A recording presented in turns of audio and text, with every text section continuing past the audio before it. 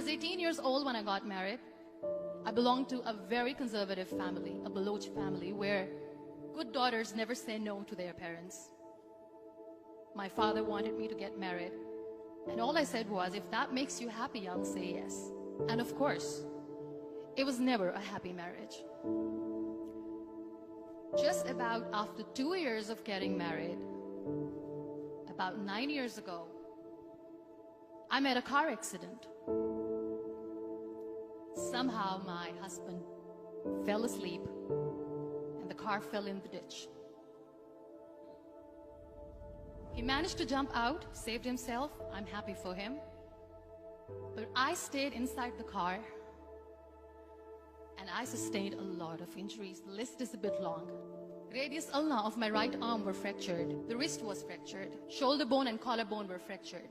My whole rib cage got fractured.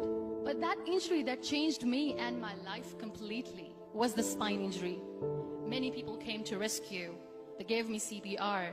They dragged me out of the car. And while they were dragging me out, I got the complete transection of my spinal cord. Those 2.5 months in the hospital were dreadful. I was at the verge of despair.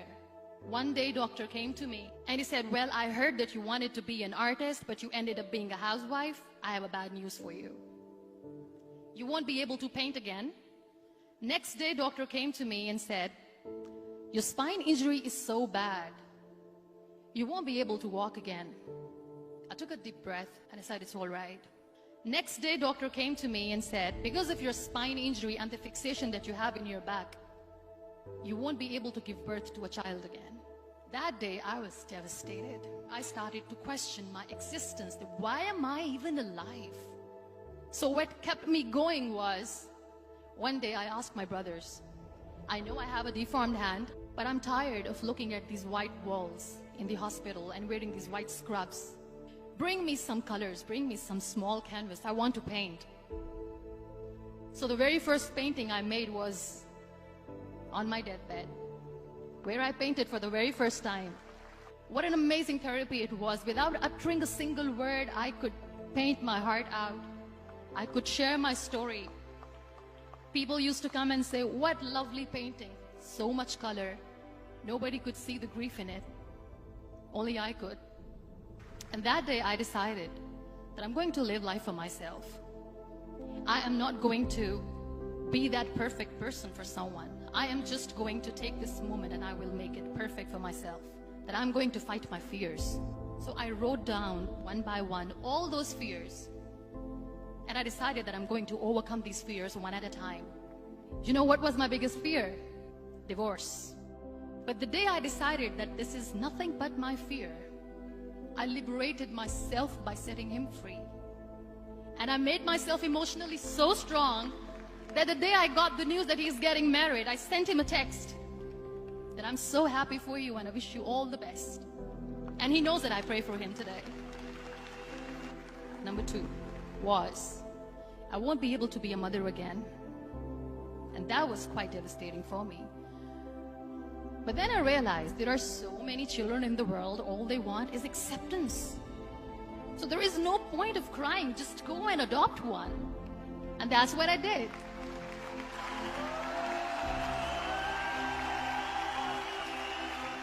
I gave my name in different organizations, different orphanages, and I waited patiently. 2 years later, I got this call from a very small city in Pakistan. I got a call and they said, are you Muniba Mazari? There is a baby boy and would you like to adopt? I could literally feel the labor pain. I said, yes, yes, I am going to adopt him. I am coming to take him home. And that day, I was 2 days old, and today he's 6. You know, when you end up being on the wheelchair, what's the most painful thing? People think that they will not be accepted by the people because we, in the world of perfect people, are imperfects. So I decided to appear more in public. I started to paint. I have done a lot of modeling campaigns. I decided that I'm going to join the national TV of Pakistan as an anchor person.